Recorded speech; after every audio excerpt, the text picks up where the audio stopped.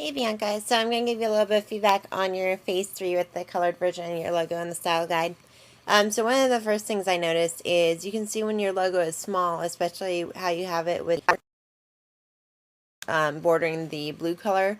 A lot of times black and blue don't separate very well, so you can see when it's shrunk down that it just becomes kind of like a blob of these two colors, and the two colors bleed together. Um, so I would try and reevaluate your colors a little bit, maybe separate them with white instead of black, or like I know here it would affect it, but I think that having white intercepting or going between the blue and black would help it a little bit.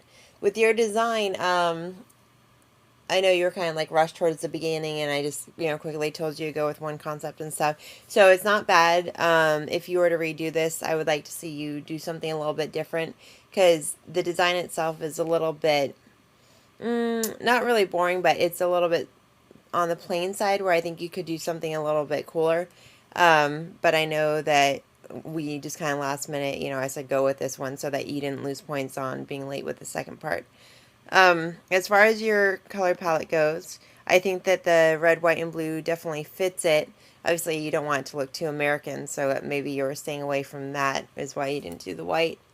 You can see that here, when you have the black on the edge of it, it kind of creates this like chunky shape right here. So that kind of creates, it draws attention to it because it looks now like these shapes are 3D, kind of popping off from this 2D shape behind it.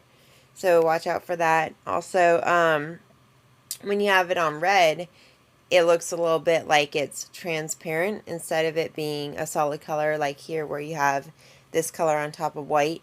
When you have the red on top of red, now it looks like it's actually see-through, like there's nothing there. So if you have it on red, you might want to do a different color variation on it or use blue instead of red or something. With the, actually I'll just go through the style guide part really quick. The layout for the style guide is pretty good. If you put this box around where it says body, I would, let's see, font name. Oh, okay. Well, if this one's the body, then I would indicate what this one is. It's because you would label this one, so I would label what that one is also. With the font that you chose, you have to watch out for, because of these little chunks that are out of it, there's certain things when you go to print it or if you need to embroider it or whatever that you might run into issues reproducing those little details, and the little shapes that are broken off. So watch out for using a grungy font with that. I think it fits it in certain situations when you can print it like that, so maybe have like an alternative font just in case. With this one, let's see, pretty much the same things I said with the color. The blue on the black, it really doesn't stand out as well, so you'd probably want to use either like a brighter blue or maybe a like less grungy font so that it's more bold. There was, let's see, there's one other thing I was going to point out, but I don't see it now. Weird. On one of yours, there was like a stray letter or something that had shown up earlier, but of course I don't see it now. But anyway, so those are the main comments on yours.